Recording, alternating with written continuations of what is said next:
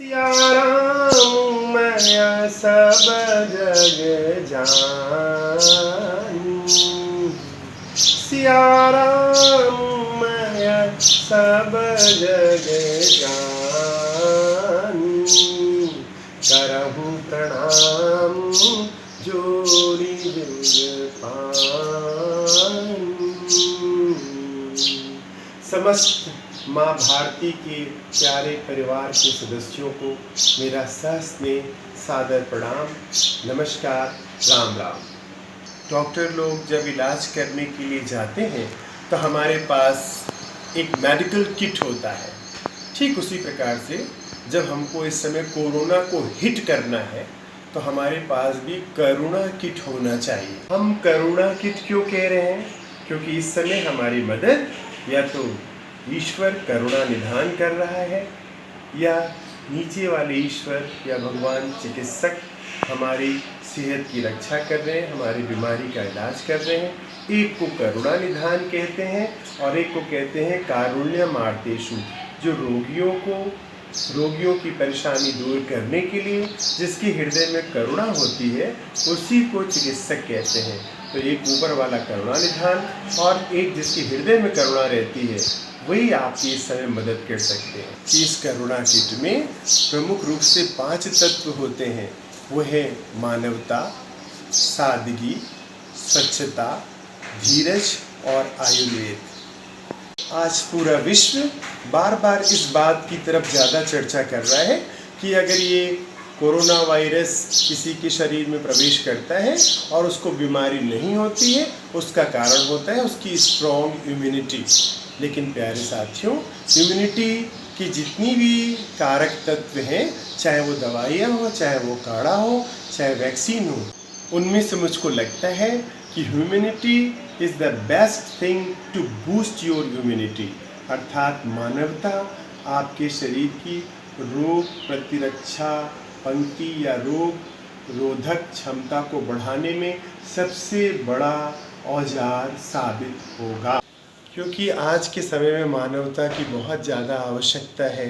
क्योंकि ऐसे कठिन समय में हमारे बार बार ऐसा सुनने में आता है कि लोगों ने अपने घर के ड्राइवर का हिसाब कर दिया, अपने स्टाफ कम कर दिए, अपनी दुकानों पे काम करने वाले लोगों का हिसाब करके उनको अभी नहीं बुला रहे हैं। प्यारे भाइयों, हम चाहे जितना योग कर लें, जितना काढ़ा पी लें, कितना विटामिन सी खा लें, कितना एक्सरसाइज कर लें, कितना अच्छा सादगी वाला भोजन कर लें, हरी सब्जी खा लें, फल जूस ले लें, लेकिन अगर हमारे हृदय में ये करुणा और मानवता की बात नहीं बैठेगी, हम अपने जो कुटुंब हमसे जुड़े हुए हैं, अगर हम उनका ख्याल नहीं रख पाते हैं तो हमारे शरीर में चाहे रोग प्रतिरोधक क्षमता हो, चाहे सेल्फ हीलिंग हो, दोनों कम हो जाएगी। तो मानवता को, ह्यूमैनिटी को सबसे बड़ी इम्यूनिटी समझ के हम कम से कम अपना जो परिवार है, हमारे जो कार्यस्थल पे काम करने वाले लोग हैं, हमारे समाज के परिवार के और लोग हैं, उनके दुख सुख की चिंता ज़रूर करें। मुझे पूरा विश्वास है ये भी आपको मजबूती प्रदान करेगा। दूसरी मैं आपको सबसे अच्छी बात जो बताना चाहता हूँ कि आज सारी दुनिया फिर से आयुर्वेद और योग की तरफ बहुत ही आशा भरी निगाहों से देख रही है। प्यारे साथियों, आयुर्वेद के बारे में एक हमारे मन में एक ऐसी छवि बैठ गई है कि हम सोचते हैं कि जड़ी बूटियाँ, काढ़ा, आहार विहार यही आयुर्वेद है।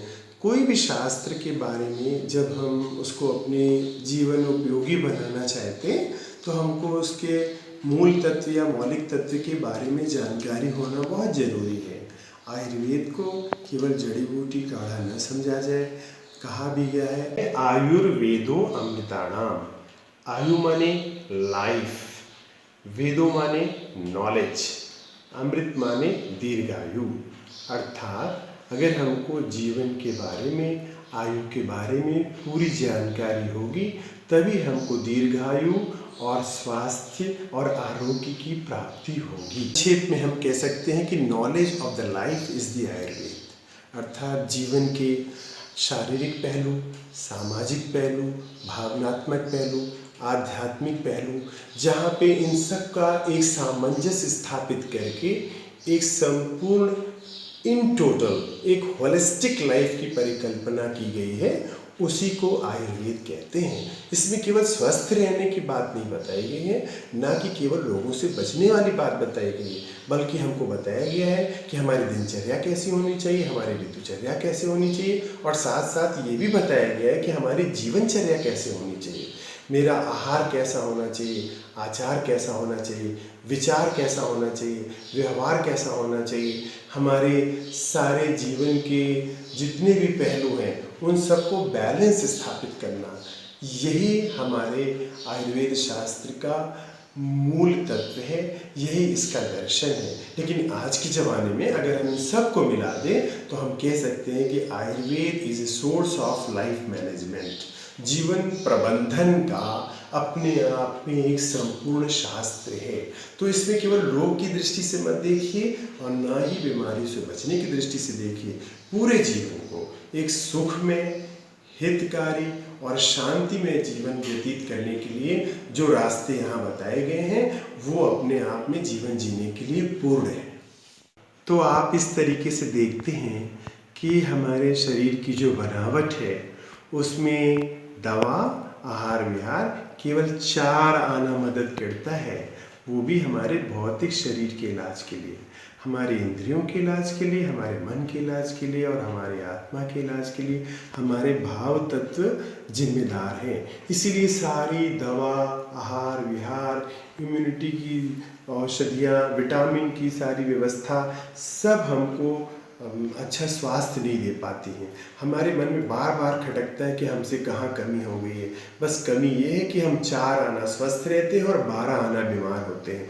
न हमने अपने इंद्रियों को कैसे सच्चा सुख मिलता है इसका कोई साधन तैयार किया है, न हमने अपने मन को कैसे संतुष्ट हो रखें इसका कोई साधन तैयार किया है, न हमारे सोल तत्व, आत्म तत्व को कैसे आनंद और शांति आएगी इसकी कोई व्यवस्था किया है। इसलिए लाख दवा, इंश्योरेंस, कॉरपोरेट हॉस्पिटल से टाई अप होने के बावजूद भी हम बीमार ही रहते हैं। ठीक इसी प्रकार हमारा एक भ्रम योग के प्रति भी है। हम सोचते हैं कि आसन, प्राणायाम, ध्यान, मेडिटेशन यही योग है, लेकिन अगर आप देखिए जो योग का महान ग्रंथ है, जो योग के देवता हैं भगवान श्री कृष्ण, जिनको योगेश्वर भी कहते हैं, उन्होंने कितनी अच्छी बात गीता में कही है कि योग क्या है। क्योंकि उनका जो शिष्य अर्जुन था ना, अर्जुन बहुत ही इंटेलिजेंट शिष्य था। उसने कहा था कि महाराज हमको सांख्य योग, भक्ति योग, ज्ञान योग इसकी आवश्यकता नहीं है। जो योग हमारे जिंदगी के दुखों को, बीमारियों को, अशांति को दूर करे वैसा योग बताइए भगवान जी। तो भगवान कृष्ण ने कहा कि युक्त आहार विहारस्य, युक्त चेष्टा कर्मसु, युक्त शब्द अवबोधस्य योगो भवति दुःख। अर्थात हमारा वो योग जो हमको संपूर्ण जीवन जीने की शिक्षा देता है, उसके मुख्य तत्व हैं युक्त आहार विहारस्य। आहार का तात्पर्य क्या होता है कि सबसे बड़ी बात होती है कि काले भोजनम आरोग्य कारणाम, अर्थात भोजन में आप भले ही रूखा सूखा खाएं, कैसा भी भोजन करें परिस्थिति अनुकूल, लेकिन वो भोजन समय से होना चाहिए। क्यों? क्योंकि हमारे शरीर का संचालन एक घड़ी से होता है जिसको हम सर्केडियन क्लॉक कहते हैं।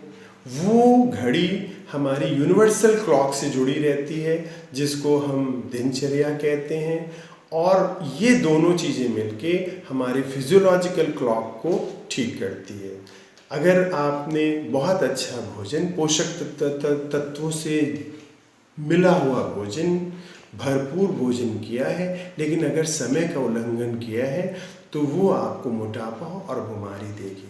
तो भोजन के बारे में समय से भोजन करना चाहिए। और भी कहा गया है कि सर्वरसाभ्यासी आरोग्य कारणाम, भोजन में सभी रस होने चाहिए, मधुरता वाला भी, नमक वाला भी, कड़वा भी, तीता भी, खारा भी। अगर हम अपनी पसंद से भोजन केवल करते हैं कि हमको चटनी अच्छी नहीं लगती है, हमको आंवला कसैला नहीं अच्छा लगता है, तो लाख अच्छा भोजन करते हुए भी हमारे शरीर में पोषक तत्वों की कमी होगी और हम बीमार होंगे। तो ये हमने आपको दूसरा तत्व बताया कि सर्वरसाभ्यासी आरोग्य कारणाम। ठीक उसी प्रकार से जब हम भोजन करते हैं तो वो भोजन की हमारी जो भी उसके तत्व हैं वो ऋतु अनुकूल होने चाहिए, अर्थात जिस ऋतु में जो चीज़ आती है उस ऋतु में वो आहार ग्रहण करने से हमारे स्वास्थ्य को अनुकूलता आती है और हम आरोग्य को प्राप्त करते हैं। उदाहरण के लिए जाड़े में हम लाई, चना, मूंगफली भून के खाते हैं और गर्मी में हम इसे सत्तू के रूप में लेते हैं। बहुत से लोग 12 महीना सत्तू खाते रहते हैं, जो हमारे शास्त्र में निषिद्ध बताया गया है कि ऋतु के अनुकूल ही सत्तू का सेवन करना चाहिए। ये हमने आपको एक उदाहरण दिया। इसी प्रकार हमारी वय और अवस्था के अनुरूप हमारा भोजन होना चाहिए ना। एक बच्चे के भोजन की पोषक तत्व की आवश्यकता अलग होती है, एक युवावस्था में अलग होती है, वृद्धावस्था में अलग होती है। जो आदमी स्वस्थ है उसका भोजन अलग होता है, जो बीमार है, गंभीर बीमारियों से ग्रसित है, डायबिटीज़, हृदय रोग, ब्लड प्रेशर, मोटापा, गठिया से उसका भोजन अलग होना चाहिए।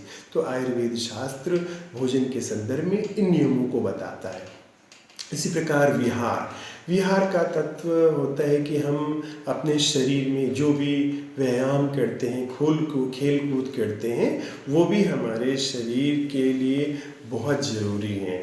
ठीक उसी प्रकार से जिस प्रकार से अगर हम अपने घर में पानी की मशीन रखे हुए हैं, लेकिन जब तक पानी की मशीन में हम करंट से नहीं जोड़ेंगे तब तक वो हमारे घर में पानी का संचालन नहीं करेगा।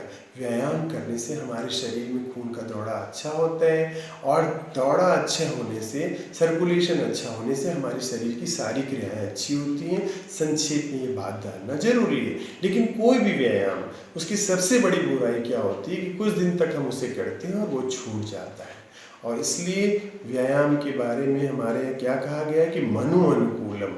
जो व्यायाम, योग, खेलकूद, नृत्य आपको जो अच्छा लगता है उसी को अपनाएं, क्योंकि जैसे जिस भगवान की भक्ति हमको करने को अच्छी लगती है उसी भगवान की कृपा हमारे ऊपर होती है ना। यदि हम अपने किसी मुस्लिम भाई से कहते कि राम नाम का जाप करो और किसी हिंदू भाई से कहते कि नमाज पढ़ो, तो हम जानते हैं कि ईश्वर एक है, लेकिन हमारा मन नमाज पढ़ने में नहीं लगेगा और हमारे मुस्लिम भाई का मन राम नाम का जाप करने में नहीं लगेगा। तो जब तक आस्था, विश्वास और मन की अनुकूलता नहीं होती है, न भक्ति कारगर होता है, न व्यायाम कारगर होता है। ये भगवान कहना चाहते थे। तीसरी इंपॉर्टेंट बात होती है युक्त चेष्टा कर्मसु।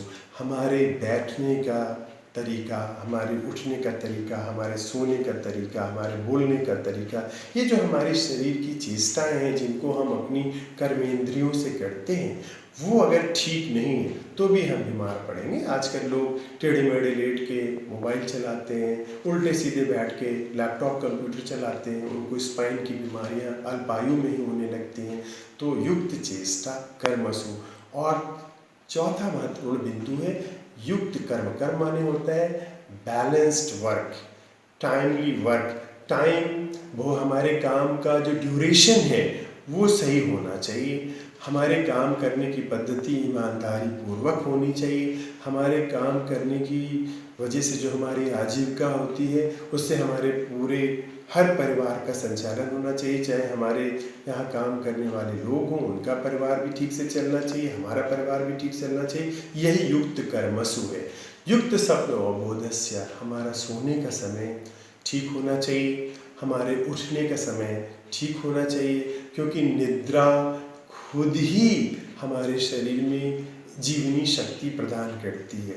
जिस प्रकार अगर हम अपने मोबाइल को बंद करके चार्ज करते हैं तो वो जल्दी चार्ज हो जाता है, और अगर हम चार्ज नहीं कर पाते हैं तो मोबाइल में हजारों फंक्शन होते हुए भी हम उनका इस्तेमाल नहीं कर सकते हैं। तो निद्रा हमारी इम्यूनिटी को भी बढ़ाती है, हमारी जीवनी शक्ति को भी अच्छी रखती है।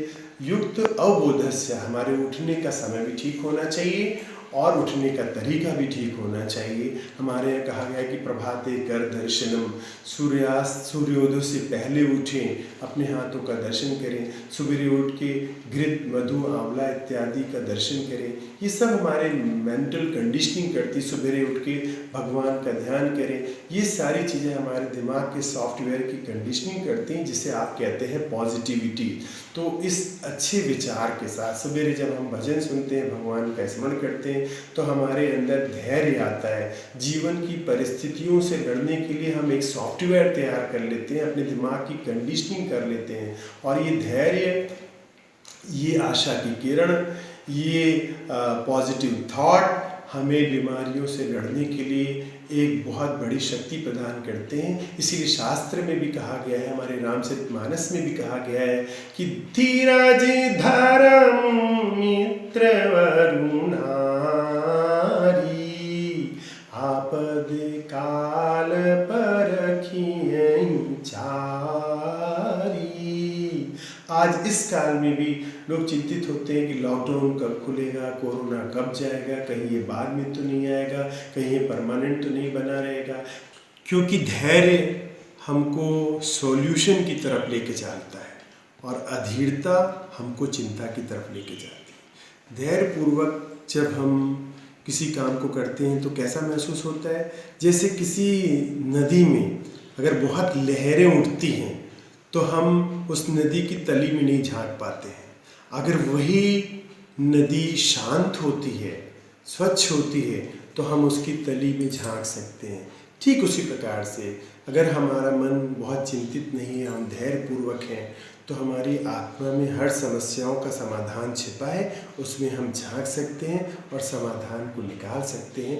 जैसे शांत समुद्र में, शांत नदी में हम हीरे मोती निकाल सकते हैं, वैसे ही धैर्यपूर्वक हम अपने अंदर से ही किसी समस्या का समाधान निकाल सकते हैं। आज के इस समय में मुझे अपना वो तर्क बहुत अच्छा लगता है जब हम ये कहते हैं कि हमारे स्वस्थ रहने का एक अल्टरनेटिव पाथवे भी है, अर्थात माइंड, म्यूज़िक एंड मेडिसिन।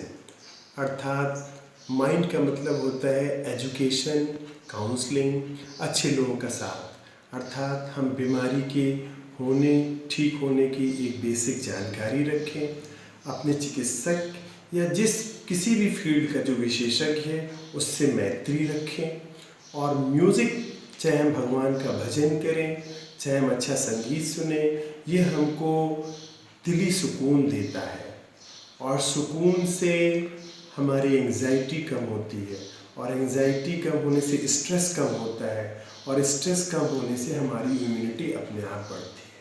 जैसे अगर किसी मिट्टी के पात्र में छेद हो तो सारा पानी निकल जाता है, ठीक उसी प्रकार से हम बहुत अच्छी दिनचर्या भी रखें, लेकिन हमारे दिमाग में अगर किसी विषय को लेकर तनाव है तो हमारी ना सेहत ठीक रहेगी, ना इम्यूनिटी ठीक रहेगी। और उसका सबसे अच्छा तरीका है दूर करने के लिए या इस इम्यूनिटी को बढ़ाने के लिए, वो है म्यूज़िक।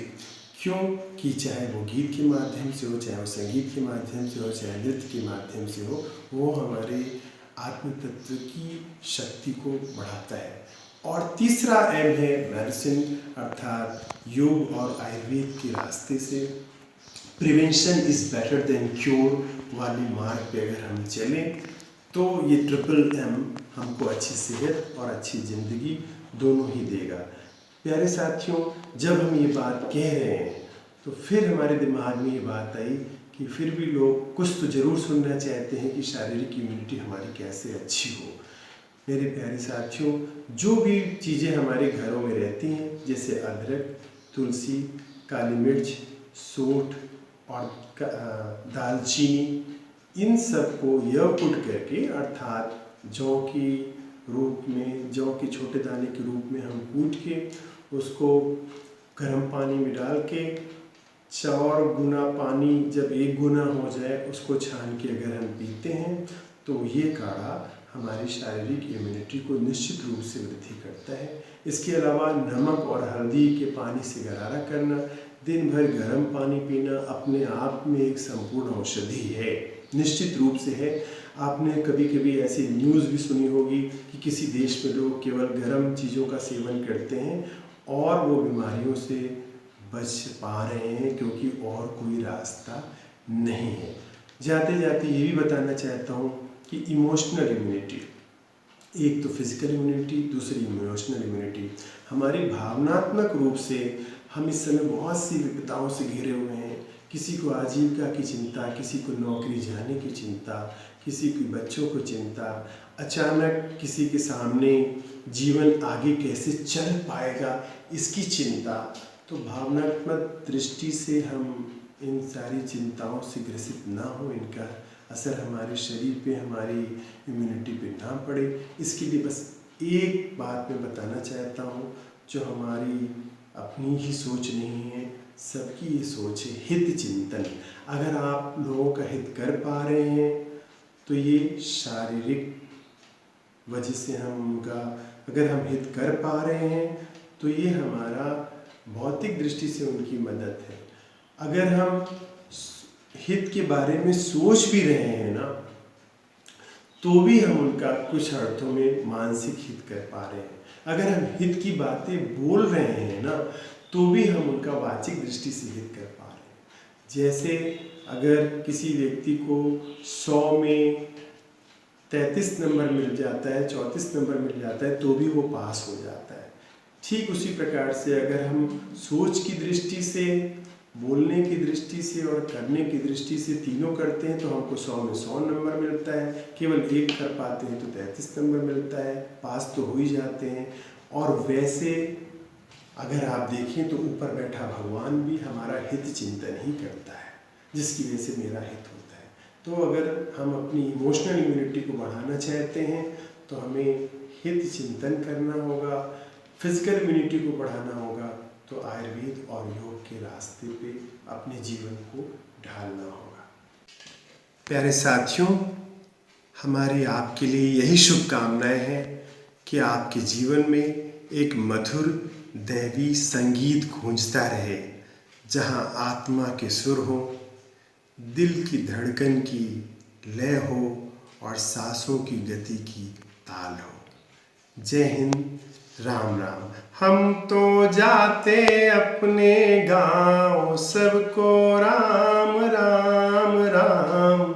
हम तो जाते अपने गांव, सबको राम राम राम। मेरी राम राम राम, मेरी राम राम राम, मेरी राम राम राम, मेरी राम